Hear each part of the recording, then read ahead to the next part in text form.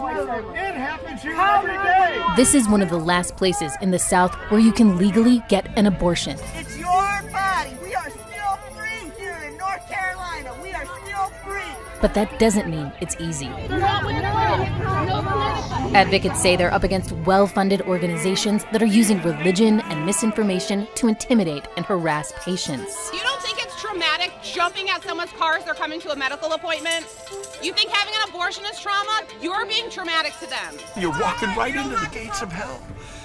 As volunteers stand on the front lines to create a safe space for patients, anti-abortion protesters are buying up property around their clinic. You literally can have 1 foot on our property and 1 foot on their property. That's how close we are. They're not just testing the limits of physical boundaries. For years, this group was pushing the boundaries of what's allowed under charitable law. Mr. Reeder, why are you still collecting charity donations when your license was denied last year? We're in North Carolina to find out how people are organizing to defend abortion rights in the South and how anti-abortion protesters are growing emboldened by the day. Because you are the bait of Satan. You are the child of the devil. And the devil does nothing but lie. It's not a baby till it's born, Arlene. It's not a baby till it's born. No harassing. No. She literally saw your pamphlet and chose not to come down here. Shannon coordinates volunteers at one of the busiest abortion clinics in the Southeast for protesters. Go this way. Come on, you got this. There's some days I do not want to come out here because I'm not emotionally ready for what's going to happen when I'm out here. Young woman, you don't have to go in there. There's real help out here. Do you not think there's real help in there? This is the next frontier of the anti-abortion movement in America. Protesters skirting already weak laws around access in order to prevent clinics from providing services. They are not a part of the clinic, ma'am. They are not a part of the clinic. Just come on in. Most of these protesters are representing a charity called Love Life. It's an evangelical Christian charity that was founded by a group of men who say they have more of a place in this debate than anyone else. Men show up, because the truth is that this is more of a man's issue than it is a woman's issue. That's Justin Reeder, the president and founder of Love Life. In 2017, he vowed to shut down this clinic. Everyone's going to know about Latrobe Drive. Because when this place closes, not if, but when, we're going to buy the building. The group has come extremely close to making good on that promise. In 2018, Love Life purchased the property right next to the abortion clinic, and they've used that space to their tactical advantage. Take a look at this aerial view. The clinic is here. Right next to it is the admin building, and right next to that is Love Life's property. People are listening to Google Maps, and it just see the person, see this, and think that's, and turn left into it. And once they get them there, we can't get on this property. You can pull over if you want to talk. You can't block the street. During filming, we watched as a patient wandered from the parking lot and appeared to be confused about where she was supposed to be going. She did not speak English.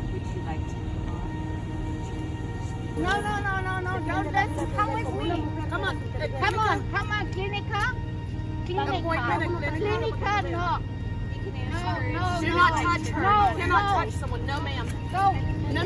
They're not with the clinic. No clinic. No.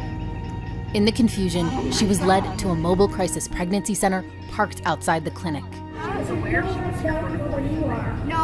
wasn't. Did you specifically specify that abortion services are at that clinic? Did you tell her that? Thank you.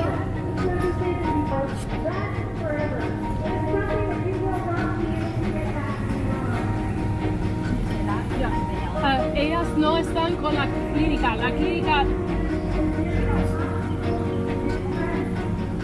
We're just ensuring that. Thank you.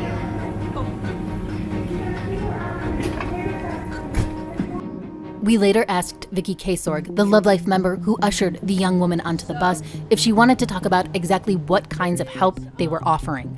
I see what happens whenever we talk. So What happens? Well, the words are twisted and cut and pasted and turned to suit an agenda, and I don't want to be a part of that. So thanks so much. You can go to lovelife.org, though, if you want to find out about us. Yeah, I mean, you're the best person to ask, I think, because you guys are out here representing Love Life. What kinds of resources do you offer for women? Go to lovelife.org. It's all there. It's not. What are the resources specifically that you offer for I'm women? sorry, I don't want to speak to you. Sorry. Have a good day, though. A spokesperson later told us they primarily work with the churches, maternity houses, and other third-party resources to support moms-to-be. But defender Christina, who when she became pregnant as a teen was put through a similar program, believes they might be misleading patients to achieve their end goal.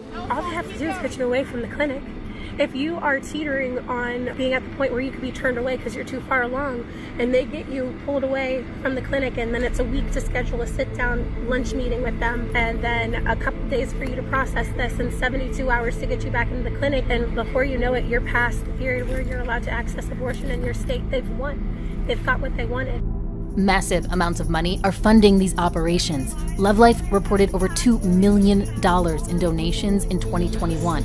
Almost $1 million of that went toward salaries, including to people who stand out here to protest. Your precious little baby, like all human beings, is made in God's holy image.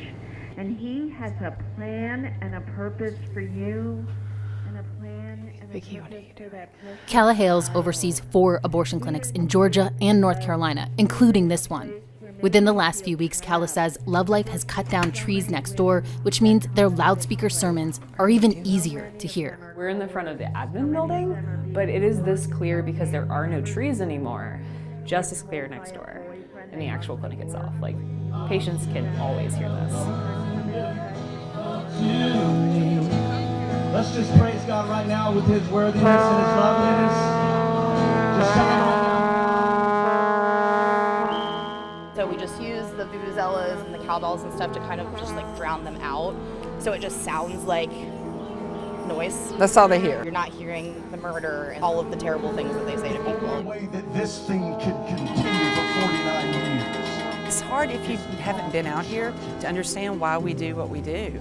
It's just the tactics have to change based on not only the clinic itself, but the protesters. Every day, there's different groups of people, and we've got to handle them the best way we know how. Francine, after I helped you up last week, and this is how I get rewarded. Oh, well, it's nothing personal. Oh, it's not. It's not. I don't know that I believe that. Not personal, it's general. Okay, general. Abortion kills children. That seems pretty personal, direct. Laws regulate protest activity outside abortion clinics, but advocates say they don't do enough. Good morning, sir. I just want to give you a heads up. I dug up the stake. I'm just letting you know. All right, but just letting you know that if they cross over that, we allow you the option to take a report. And we are going to. Calla says the police won't charge anyone with trespassing because there's still a dispute over exactly where the property line for the clinic begins. He said they're not going to criminally enforce anything until they get that. We can opt to have a report, we can opt to ban them, but they're not going to. Okay, well, we'll just, it's okay, it's okay. Days like today show just how much Shannon and Calla are out here fending for themselves. Anything else you need from me? Not right now. Anything you need from me? Brains and patience. Yeah. Other than that, all right. We asked Daniel Parks, West Coast Regional Shepherd of Love Life, what the point of being so close to the clinic is. Can you talk to me about why Love Life bought the property right next door to this abortion clinic? So that we can do what the Lord's called us to do in the most effective way possible. We believe that proximity is important, that the women that come here need to have someone here offering them help and hope, and the proximity to the abortion center is helpful for us to that end. This is the land of the free, right? Sure. So why aren't these people free to choose to have an abortion? I mean, they actually are. They're actually doing it right now. Folks from Love Life make it very difficult, though. They don't make it very free because a lot of protection and security and organization has to happen in order for patients to be able to access the building. These people out here in the vests and whatnot, with their rhetoric and with their zeal to protect abortion are causing more issues and trauma for these women than we are. Your presence contributes to that, though. My understanding is these people wouldn't be here if you guys weren't here. I mean, they're pro-choice. They choose to be here. I don't force anyone to be here. No, but you're saying, like, why are these people here doing this? They're more traumatizing than what you guys are doing, but they wouldn't even be here if you weren't here. Okay. I mean, that's their choice. But what I'm saying is, if you want me to believe that what they're doing is helping these women and it's legitimizing abortion as healthcare, I'm telling you it's not. The pinnacle of events at Love Life happens on Saturdays when people gather to pray in front of the clinic. Although it looks very little like something peaceful or even reverent. You are disgusting people. You are a shame on humanity. Glory to the King! Glory to the King! Go home, you're upholding white supremacy! They're using you! They're using your blood body! Tina Marshall is a volunteer who also runs the Black Abortion Defense League. There's a whole lot of white folks out here telling us what to do, how to do it with our bodies. Being anti-abortion promotes the legacy of American slavery. It's forced childbirth. I can counter their beliefs of what black people are and black women are, and that you can't weaponize religion against me. You know, I don't care what they say. I really don't. I'm here to protect my people. Hold your head up. Hold your head up. You're not doing anything wrong. You're not doing anything wrong. It's your body. You do what you want. You do what you need. It's your body. We are still free here in North Carolina. We are still free. In the course of reporting this story, we learned that Love Life was denied a charitable license to operate in the state of North Carolina in 2021 and had never applied prior. That means they were violating charitable law for years while still collecting donations on their website. We reached out to Mr. Reeder several times for an interview, but he didn't respond. So when we saw that he'd arrived at the lot next door during filming, we tried to ask him again to answer some of our questions. Our audience is the church, and that's who we try to speak to. We have different audiences. I understand, but I am doing a story that's reporting on the relationship between Love Life and this clinic. Right now. Okay, I don't want to trespass, but I do want to respectfully ask for an interview.